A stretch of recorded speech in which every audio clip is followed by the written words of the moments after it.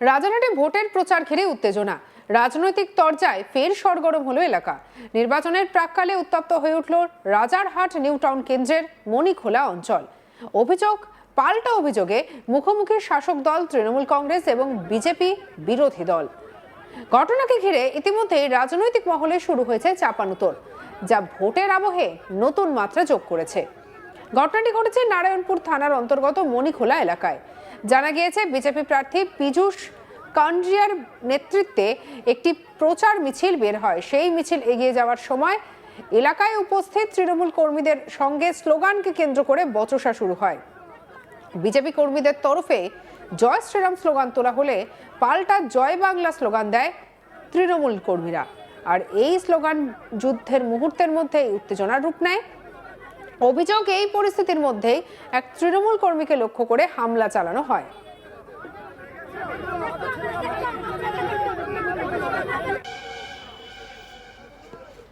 স্থানীয় সূত্রে জানা গিয়েছে, আক্রান্ত যুবক পেশায় একটি অনলাইন সংস্থার কর্মী। অভিযোগ, তাকে বেধড়ক মারধর করে বিজেপি কর্মী সমর্থকেরা। গুরুতর আহত অবস্থায় তাকে উদ্ধার করে ভিআইপি রোড সংলগ্ন একটি বেসরকারি হাসপাতালে ভর্তি করা হয়েছে। বর্তমানে সেখানেই তার চিকিৎসা চলছে। আহত যুবকের দাবি, শুধুমাত্র জয় বাংলা স্লোগান দেওয়ার কারণেই তাকে নিশানা করা হয়েছে এবং মারধর করা হয়। এই ঘটনাকে কেন্দ্র করে এলাকায় উত্তেজনা ছড়িয়ে পড়ে। আর এর প্রতিবাদে তৃণমূল কর্মী সমর্থকরা নারায়ণপুর থানার সামনে বিক্ষোভ দেখান এবং থানা ঘেরাও করেন। কি বলছেন আহত যুবক মোহাম্মদ আসিফ, শুনব। আগে রামনগরে কিছু একটা ডিয়ার লেখার জন্য ওখানে প্রস্তুত ছিলাম, ডিয়ার লেখার সময়ও ছিলাম। তা আমার কথা হয়তো পোস্ট করেছিল কোনো পেজে। তা আমি ওখানে আমার জয় বাংলাও বলেছিলাম। সেটাকে টার্গেট করে এনারা যে বিজেপি প্রার্থী ছিল তাদের সঙ্গে কিছু লোক ছিল, তারা আমাকে টার্গেট করে আমি আজকে মানে অর্ডার নিয়ে যাচ্ছিলাম রামনগরের দিকে। তো ওনারা প্রচার করে আসছিলেন। তা আমাকে টের করে বললে কিন্তু অত লোক ছিল, সেই জন্য বেঁচে গেছে। তো রাত্রে দেখতে পাচ্ছে ওই বলে মারধরের চেষ্টা করলো। ওখানে কোনো অফিসার ছিলেন, দলের ছেলে কোনো অফিসার ছিলেন নারায়ণপুর থানার। উনি চাইলে আমাকে এতটা মারতে পারতো না। উনি দাঁড়িয়ে মারটা দেখলো, দেখার পর যখন ওরা পালাচ্ছে তখন পিছন থেকে ডাকছে অফিসারটা যে আয় আয় আয়, কেন মারলি ওকে। তখন তার মধ্যেই কেটে পড়েছে। এবার বিজেপি প্রার্থী বলছে যে যারা মেরেছে তারা আমাদের মধ্যে না। ওরা মাথায় গেরুয়া রঙের কোনো একটা ঝান্ডা বেঁধেছিল মাথায়। সবাই জয় শ্রীরাম বলেছে প্রথমে, বলে আমাকে মারধরের চেষ্টা। কোথায় ঘটে এটা? এটা নরেন্দ্রনগর মণিখোলায় ঘটেছে, মণিখোলা স্কুলের সামনে। আপনি কি সেই সময় কি ডেলিভারি দিতে যাচ্ছিলাম? আমার ব্যাগে অর্ডারও ছিল।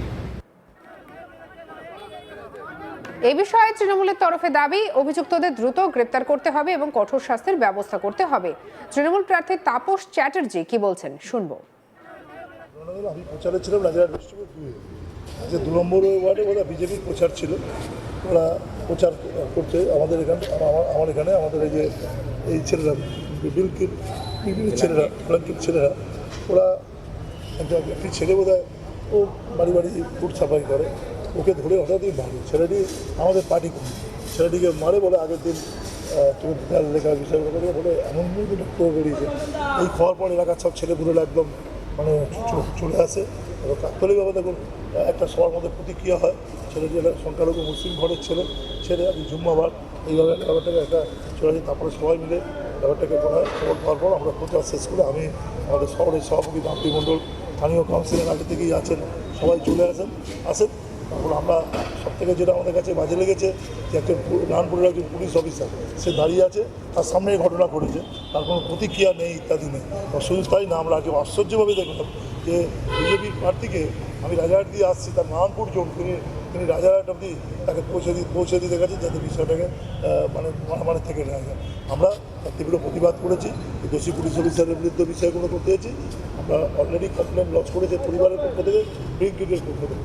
ব্রিগেডকে বলেছি দেখা হয়, যেখানে দেখা হবে সেখানে পারবো। এটা পার্টির কালচার এটা আমাদের নিঃস্ব অঞ্চল। আমরা সেই জন্য সবাই মিলে পার্টি কর্মীরা একদম নারায়ণপুর থানার অবস্থান বিক্ষোভ করেছিল।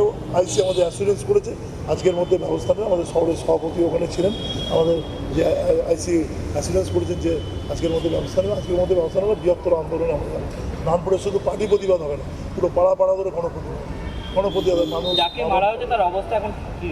অবস্থা মোটামুটি ঠিক আছে। সিটি স্ক্যান হয়েছে, স্ক্যান রিপোর্টে অ্যাসাচ কিছু এখনও পাওয়া যায়নি। ওই ছেলেটি হয়েছিল একটু খাবড়ে গেছে। এই কেন ওকে কয়েকটি ছেলে না আসলে ছেলেটি ওকে বাড়িতে নিয়ে যাওয়া হচ্ছে।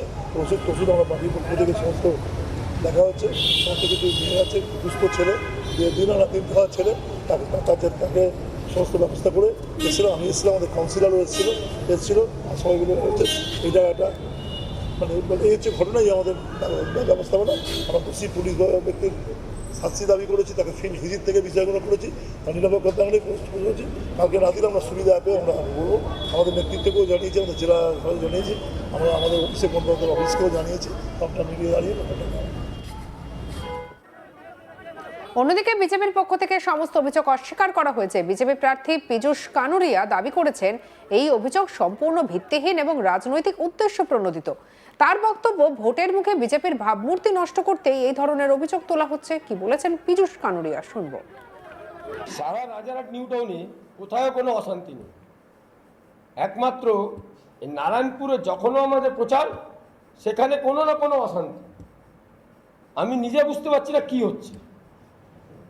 আজকে আমাদের 2 নম্বর ওয়ার্ডে প্রচার ছিল, যেমন কি সকলরা জানেন এর আগেও রামনগরের ওখানে আমাদের দেওয়াল লেখন নিয়ে একটা প্রবলেম ক্রিয়েট হয়েছিল।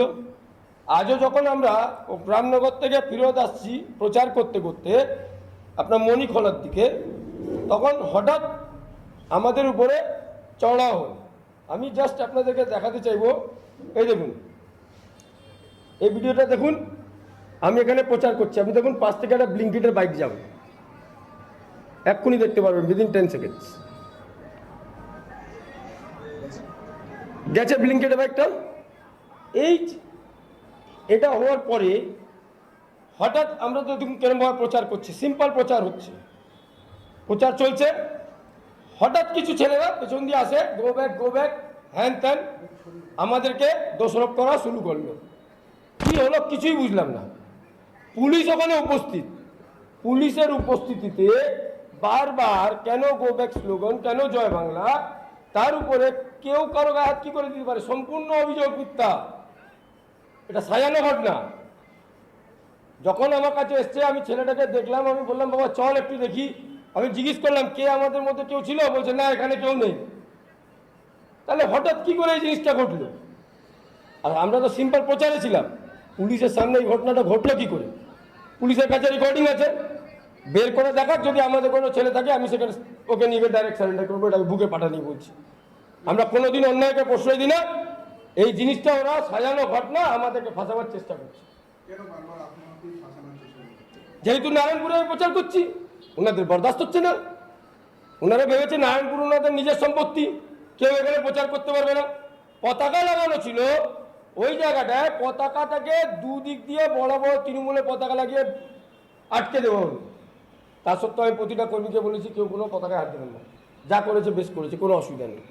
আমরা মানুষের মনে থাকতে চাই, আমরা দিওয়ালে আর ল্যাম্প পোস্টে ঝুলতে চাই না। এই মুহূর্তে তৃণমূল থানা ঘেরাও করে দেখি বলুন। আজব কথা। সঙ্গে রাখুন আজ তাক বাংলাকে অন্যান্য খবরের জন্য সাবস্ক্রাইব করতে ভুলবেন না।